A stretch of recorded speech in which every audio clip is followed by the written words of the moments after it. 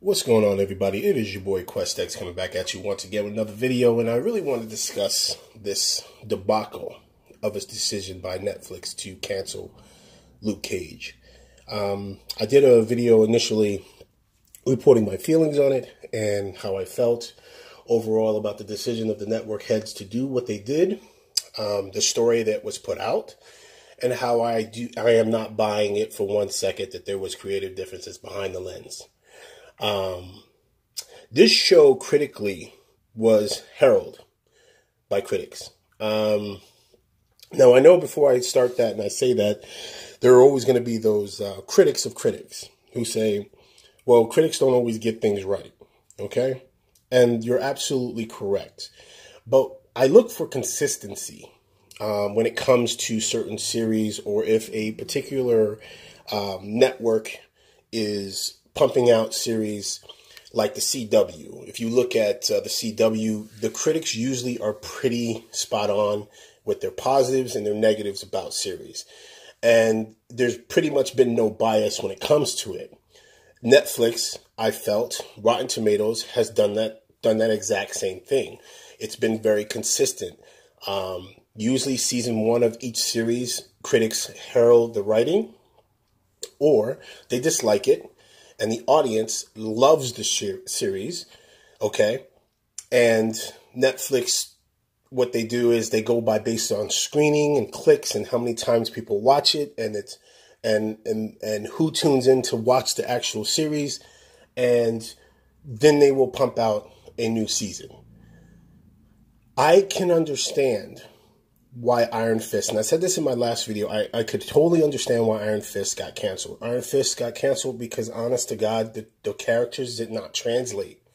They did not translate to the audience who did not watch, because let's be honest, they are a B-level, Iron Fist is a B-level comic book character. Much the same as Luke Cage and the rest of them, but how do you translate the writing from the comic book to the screen? It was very hard to sell. That was a very hard sell to the audience, okay? Not to mention, I felt like, and something that needs to be said, I felt that the actor that they got to play Danny Rand was not very good at all. If you read the comic book of Iron Fist, and then you go and you literally watch season 1, you find yourself kind of saying to yourself, like, does this guy even really understand the character of Danny Rand? So I felt that was, again, that is my personal opinion. But here's where I think I need to sit there and I need to be completely brutally honest. I watched The Punisher.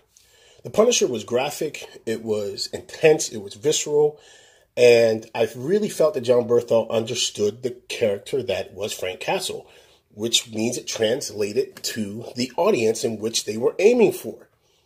Luke Cage, okay? This man understood the character that was Luke Cage. In fact, if I'm being honest, the entire cast seemed to understand where they were going and what direction they were aimed in, okay? And I'm going to be honest with you. Why is it that The Punisher gets, by critics, pretty much a so-so rating? Basically, overall consensus is it's violent, it's brutal, but that it does miss its beats at certain times. Whereas Luke Cage can be consistently considered a great show, a good show written from start to finish, and that get canceled for quote-unquote creative differences behind the lens, or people on set not getting along. I have a problem with this because not only does it perpetuate a certain narrative that black projects are unsuccessful, they can't make it. And I know that a lot of people said, well, Black Panther got so much success, and Black Panther is mainstream. Black Panther is something that had an entire engine behind it pushing it. And this is why I never hopped on the hype train of when people talked about how Black Panther was going to, you can't deny black superheroes. You can't deny. Yes, you can. And you do it by doing things like this. There have been plenty of series that go through creative differences and changes on camera, off camera. There have even been series where people have gone on to have 6 and 7, 8 seasons, and actors who totally did not get along with each other. Give you an example of that. Game of Thrones. Not comparing Luke Cage to Game of Thrones. I'm just giving you an example of people, even on camera, having creative differences and not getting along. There are 2 actors on Game of Thrones who can never be in the same room with each other filming, yet that show has gone on. In fact, both characters are given pivotal roles on the series. You mean to tell me you couldn't fix this, Netflix?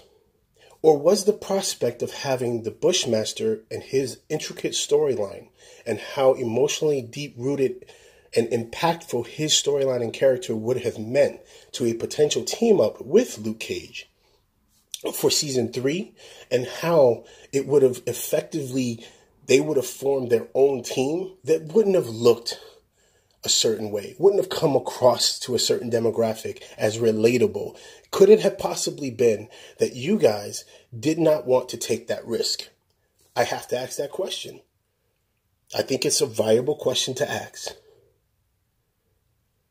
Luke Cage was a brilliant, phenomenal show, okay? It reached all demographics, but I believe that Netflix was afraid. Your last season dealt with a very, very tough storyline, and how it ended was even tougher to deal with.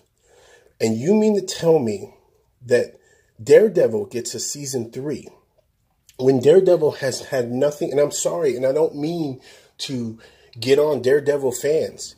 Season 1 was great, but I'm sorry. I don't want to see the repetitive emo superhero who's crying in the corner because he's blind, and he goes through this down point, revamps himself, rebuilds himself, and goes again. It's the same storyline over and over and over again.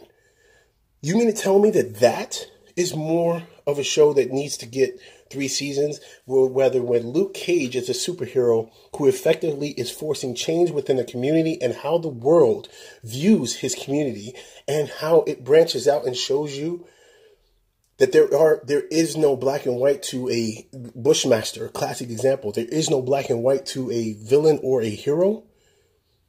Okay, so you mean to tell me that that is something that you can't, you cannot get beyond your creative differences, or bring somebody else to rein in this quote unquote creative differences or these issues on set? No, you blackballed this cast for Luke Cage. And let's be honest and let's be real. Netflix did not want to go about this. This was too much too soon, right?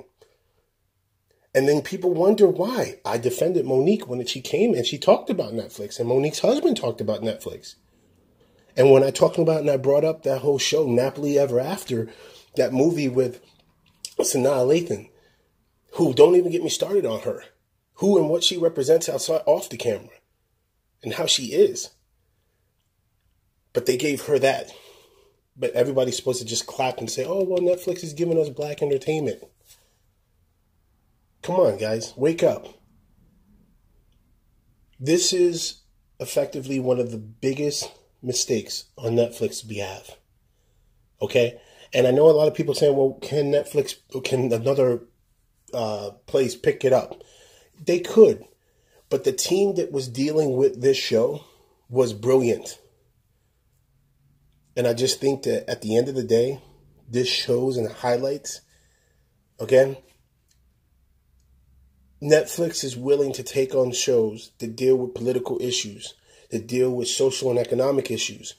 But when it came to Luke Cage, okay, you saw the response by the audience. You saw the response by the critics. They loved it. They loved it. And Netflix pulled the plug on it. And they pulled the plug on it because they were afraid about what season 3 could potentially mean.